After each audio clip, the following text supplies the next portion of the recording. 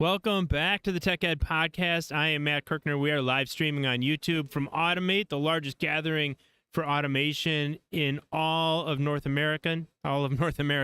Solutions from more than 750 exhibitors on offer here at Automate all week. And we are live in the FANUC Pavilion, part of Automate, the education pavilion that is, where people are coming to learn all about the future of technical education, the future of education in the world of advanced manufacturing, and just seeing the looks on people's faces as they're walking through this operation and seeing the advanced manufacturing technology available. It's been a rewarding day all day long. Particularly rewarding for me today is to spend a little time with a great friend of mine, Don Hutchison. Don is the Dean of Engineering and Advanced Technology at Macomb Community College. We're here in Detroit, Michigan. Macomb, not too terribly far from where we're sitting right now, Don. And first, let's just start out by welcoming you to the Tech Ed Podcast. Yeah, thank you so much, Matt. I do appreciate being here. And I'm a fan of your podcast, so it's just an honor for me to be here. You guys do a great job of getting the word out when it comes to STEM. And it's just a pleasure to be here to discuss with you. Absolutely. Well, we feel like we do a good job as well, but the truth of the matter is that the magic of this podcast is the amazing guests that come to join us. And they come to join us because they believe in the future of education, because they recognize that we need to be innovators, that we need to come up with new ways of educating this next generation of talent, whether it's for automation, which we're celebrating here at Automate, or any other wide variety of different career opportunities. I know that's exactly the kind of work that you're doing at Macomb Community College. But for starters, just share with our audience a little bit, Don, a little bit about Macomb. You know, what's your vision? What's your mission? What makes Macomb special? Yeah, well, Macomb is a great college. You know, I have to say that I'm a little bit biased, of course, but I've been there and I'll agree. Yeah, absolutely. You know, we are a community-based college, and you know, we're a large college. We're, as you mentioned, we're located just north of Detroit to the east. We're adjacent to Detroit. And we have about 30,000 students. We Wow. have about 200 programs. So as you would imagine in a college that large, yeah, we have a wide variety of services and programs, over 200 programs that we can bring to bear on our community to make sure that they have what they need to be successful long term. And so we're the only indigenous institution of higher education in a county with almost 1 million residents, which is Wow. unusual. So we really take pride in what we do. Absolutely. 1 million residents and 30,000 students, all those lives that you're changing day in and day out at Macomb Community College, and 200 different programs really kind of speaks to the incredible opportunities that are available to our young people and really people of all ages. As we think about our community colleges, a lot of times people forget that the average age at a community college, folks might say, oh, they're 19-year-old students coming out of high school. There are some of those, but there's a lot of people that have maybe gone off to a 4-year pathway and decided that that wasn't for them, or the career that awaited them when they got done wasn't quite right for them. So they come back to community college. Maybe somebody has been dislocated from a job or wants to upskill toward their future, a job that might be a little bit higher paying, a little more interesting. Those folks will come to community colleges. So you're serving this wide array of students at a time when technology is changing like crazy, right? We spend time here at Automate. You see the collaborative robots, you see all the smart sensors and smart devices, all the ability to acquire data, cloud computing.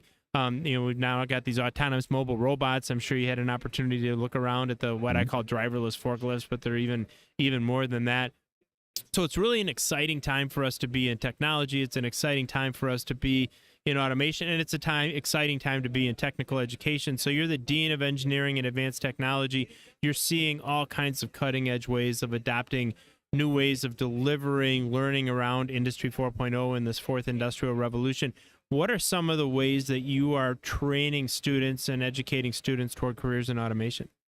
Yeah, well, you know, like you mentioned, things are changing so quickly, so rapidly, you know, and it's hard to keep up.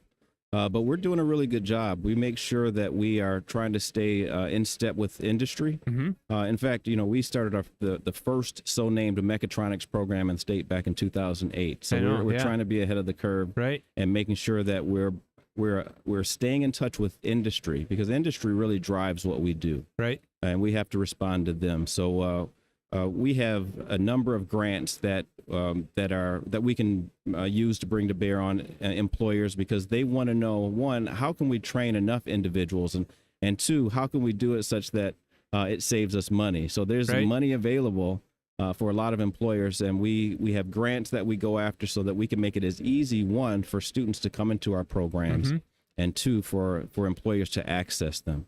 So we're always developing our programs. We're relying on our faculty to do that, as difficult as that can be, because as you say, everything is changing so quickly.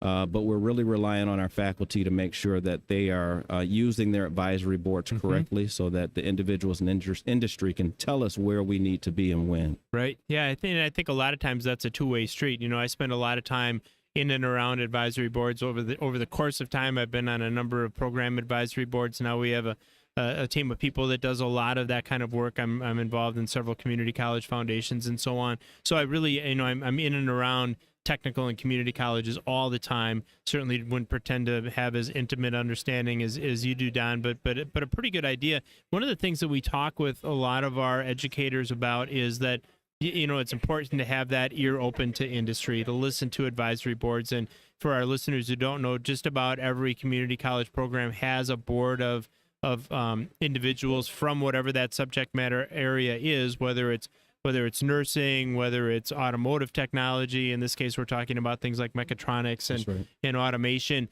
And these are industrial employers that come to the table and provide insights about what's taking place in manufacturing, in this case, technology, where things are advancing, trends that are taking place, what challenges they're having in terms of finding the next generation of the workforce. And I've been in tremendous numbers of those meetings. And my first piece of advice to an industrial employer is, if you're not at the table at that advisory board meeting, you're missing an opportunity. You're missing an opportunity to engage with your community college, to influence what's being taught there, and to learn from this vast group of people with the vast amount of knowledge, both inside and outside education.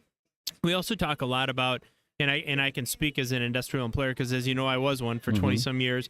And when you have your head down in manufacturing and you're just trying to make due dates and you're trying to improve yield and you're trying to drive down cost, and you're dealing with the challenges that come along with managing a workforce, sometimes it's hard to keep our eye on some of these advancing technologies. And so the other piece of advice that we have for educators is, if you're hearing about technology, if you're at a conference like Automate and you're seeing advanced manufacturing technology that maybe your employers, because they're so deep in the day-to-day, don't see, we also have an obligation to educate them as well. That becomes a two-way street. Speaking of educating industrial employers, I know that's a key part of what you do. And a lot of times people lose sight of the fact that, yes, while we have students going through technical diploma programs, they're going through associate degree programs, they're earning certifications as they go through their community college experience. There's a huge business and industry aspect to what the community college does as well, in terms of providing resources to employers to upskill their incumbent workforce that's also dealing with all these changes in technology. So tell us a little bit about how Macomb engages with your industrial employers around educating their existing workforce. Yeah, absolutely. We have, we're a large community college. We have the typical 4-credit side where students will attend class on a semester basis and they earn credentials or credits toward a degree. But we also have the non-credit side, which we call workforce development. And this is these programs are geared toward those individuals who may already be working and they need to upskill. And we can provide customized training for these companies so that these employees, current employees, can get the skills that they need to make their companies more valuable. And at the same time, we have programs that are designed for maybe 8, 10, 12, 16 weeks for individuals who may be displaced. Maybe they're unemployed. Maybe they are looking for a new opportunity. And the programs that we offer allow them to learn a new skill quickly. And this is great for them because many times they can't stay out of the workforce for 2 years while they go to school full time. And if they go part time, it may take 4 or 6 years. You know? So the programs that we develop that are more short term, they solve 2 problems. The first is that the students, again, they don't have to stay out of the workforce so long. And 2, it provides the employees that the industry is looking for because there's a dearth of talent right now. So those are the types of things we do on the workforce development side. Yeah, you think about the people who are maybe porting over from another industry. So as things like during COVID, as hospitality was contracting, or we've had a couple conversations today about like fast food restaurants that are automating their processes. There are going to be more and more people that are going to be looking to make career changes. Nobody anymore, almost nobody, stays in the same career their whole lifespan anyway, or all of their working years. We're making significant transitions. That's becoming kind of the way of employment. But being able to gain new skills. And I think you really covered a wide variety of important groups of people there. You've got in the incumbent workforce. I mean, these are people who, the technology is changing. We use the term Industry 4.0. There wasn't any Industry 4.0, even 15 years ago when I was in manufacturing, or as recently as 8-10 years ago when I was transitioning into the world of education. And now we've got all this smart technology. We have all this automation. We have collaborative robotics. We have robotic welding. We have robotic machine tending in the world of CNC. Obviously, automation is affecting healthcare in a lot of different ways. So if I'm somebody that's in the workforce today and I don't have those skills and I want to upskill and have skills that are relevant and probably higher paying, maybe in a more enjoyable job, maybe likely in a more secure job, somehow I have to get those skills. And, I might be an individual who's a single parent, or even not a single parent, but raising a family, and I've got to get to a soccer game, and I've got to get to choir practice, and the kids got to get to school, and I have to gain all these skills. Well, there's no way for me to go to school full time for the next 2 years.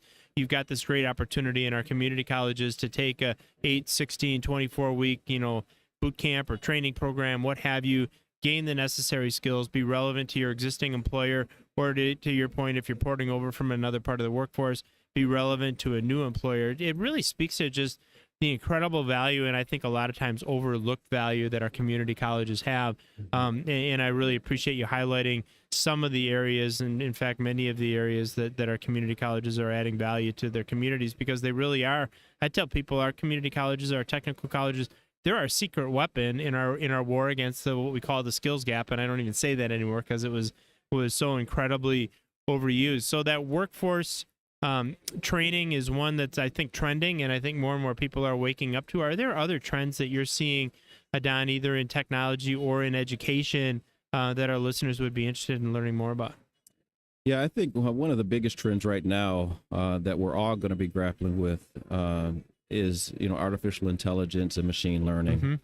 As I mentioned before, it's difficult sometimes for our faculty to stay abreast of everything that's going on. Right. But in the past, when there were upgrades to technology, there were incremental upgrades. Maybe it was a different type of tooling. Maybe it was a different nuance to a software.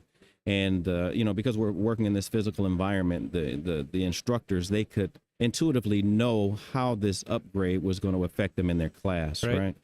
But now with artificial intelligence and AI and augmented reality and all these digital tools that are now being brought to bear on manufacturing, there's no way in the world that all the faculty out there teaching in the automotive space, automation space, I should say, are going to be able to keep up to date with that. Right. So what's going to be really important for us is that we continue to stay in touch with the education equipment providers who have the curriculum attached to it. Right. Because they're now going to be our advisors. So we're going to have, it's not just a transactional relationship anymore, but it has to be a partnership. And we have to work together to make sure that we're incorporating the new technology into our existing programs, or maybe completely revamping our programs so that we can stay up to date with what industry wants. Absolutely. It's going to be fascinating to watch that roll out. And I like the way you characterize that.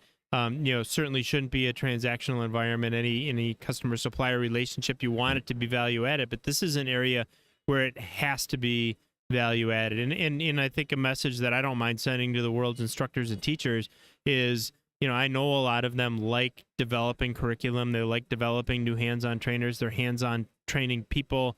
They have ideas of how they want to deliver learning. Nothing but respect for that.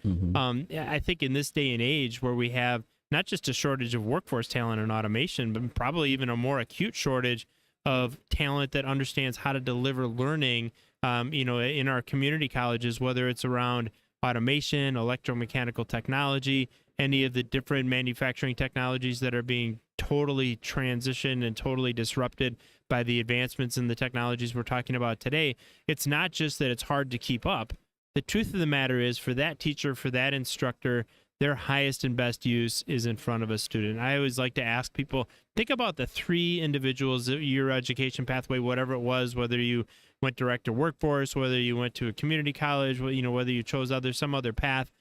Think about the three teachers that made the most difference in your life. And it's never the person that spent the most time creating their own curriculum, right? It's always the person that took an interest in me personally, that showed me I had a skill or ability that I didn't know I had, that showed me that I had an interest that I wasn't aware that I had, and inspired me to be something greater. And that is really the magic that an instructor in a community college, a teacher in a high school, whatever that institution of education, that's where they make the most difference. So yeah, absolutely. Do you agree? Yeah, I definitely agree. It's that passion. The individuals who go into teaching do so because they know how to connect with individuals. Yes. They know how to inspire individuals. It's no different in the technical field. You can know all you need to know. You can be an expert in the field of automation, but if you don't know how to connect with people and help them understand where things get tough and inspire them, you're no better than them trying to learn it themselves, right? So you're absolutely right. Instructors need to be in front of the classroom, and if they can have an aid to allow them to teach it in such a way that is easy for them and streamlined, then everybody's going to benefit, because then they can use that passion and to reach the student using the curriculum that's already been created by experts to augment what they're doing. Absolutely. So yeah, that's the perfect symmetry there. Yeah, absolutely. And I think what a lot of them find, and I've spent time going through this transition, and I could actually give you a couple really specific examples of folks who were almost offended that somebody would come to them and say, hey, somebody else has created this way of delivering learning around a programmable logic controller or electric relays or robotics or so on. And then they start using it, and what they realize is it frees up their time to really do the part of their job they most want to do, which is to connect with those students and spend time with their students. And it doesn't mean we take away the ability of a teacher or an instructor to be an individual, to put their own flavor around it, to share their own industrial experience. That's why they're there. That's the beauty of our community colleges, is that these people have worked in the industry before they come into the world of education, and it really allows them to be the best instructor, the best teacher that they possibly can be. If nothing else, Don, I think with this conversation we just had really is a call to action for maybe less forward-thinking administrators and education leaders that haven't quite gotten to the point of you need to have your instructional talent doing the magic that is technical education, and then to your point, relying on the experts to help support the work and make sure that we're keeping up with technology. And as much as we're sitting in the FANUC Education Pavilion, and this isn't necessarily a commercial for FANUC, but I know you've got a great relationship with the people in and around FANUC as just one example of how we can leverage industrial technology for the benefit of our students. So I really appreciate your forward thinking around that. Yeah, we have a great relationship with FANUC, and they've been a long-term partner with us in the truest sense of the word, partner. And we couldn't do much of what we do without that type of partnership. And those are the types of engagement we want to foster going long term. And with Lab Midwest as well, we've had a great partnership it's not just transactional. It's a partnership where we can rely on the experts in industry to say, hey, this is how you should do it. And they can help us, again, like you say, put our flavor to what they're recommending, so that we can bring about the best outcomes for our students. And it really is about partnerships. And if those suppliers are putting the best interest of the students, or as I like to say, securing the American dream for the next generation, if you put that at the forefront, and it really is about the student, it really is about securing the future of the United States of America, all kinds of great ideas can come from that. And you and the team at Macomb have certainly just created an incredible model for how we can innovate around advanced manufacturing education. Yeah, and I think another thing it does is it allows us to fight what all community colleges are fighting with when it comes to the low enrollment, right? Because we're all grappling for the same students. Right. So the best way to get students in and to get that word of mouth out is for us to create the best programs. And that partnership helps us to do that. Absolutely. Partnerships that way, partnerships with your K-12 partners as well. I mean, that part of it is really important to create those opportunities, and the word pathways is almost as overused as the word skills gap, but creating those pathways from K-12 into the community colleges. The demographics are not in favor of higher education for the next generation. And so the more innovative we can be, the more creative we can be, the more efficient we can be in terms of delivering learning, I think the more successful individual institutions of higher education are going to be. And you're exactly setting that example. So we close out our time with Don Hutchison, a great partner of the Tech Ed podcast, a great friend. Don, I'd be interested in this. If we could turn the clock back all the way to your 15th birthday, right? And it might be going back a little ways. Certainly for me, that'd be going back a long ways. But you're a sophomore in high school. You're about that age. You've had this incredible career. not just in higher education, but in terms of really service to our country and all these other aspects of your time spent in the workforce. But if you could go back in to that 15-year-old young man and give him any piece of advice, what would that piece of advice be? You know, my response to that would be unique to the situation I grew up in. I was born and raised in Detroit, and you know, in the late 80s, early 90s is when I really came of age. And you know, there was a lot of negativity going on during that time with the drug war, and you know, predominantly for black men. It was just devastating.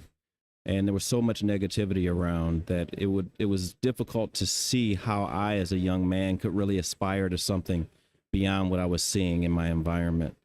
So I think if I were to speak to a young man, and I think this still applies today, that 15-year-old, I'd have to tell him that he'd have to be brave, and pursue those opportunities that are available to him without being threatened by the idea that I wasn't able to achieve.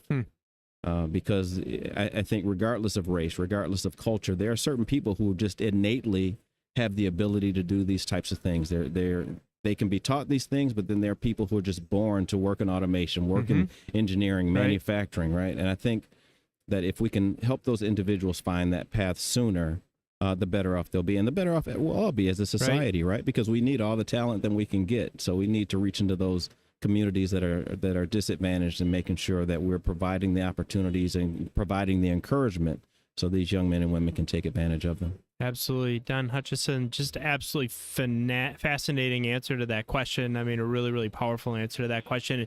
And obviously by the virtue of the position that you hold and the prominence that you've been able to gain in the world of education, an example that opportunity is available and that advice should resonate with any 15-year-old young man. So I really appreciate you sharing that personal example, and that was fantastic. We've had a fantastic conversation here at Automate with Don Hutchison, Dean of Engineering and Advanced Technology at Macomb Community College.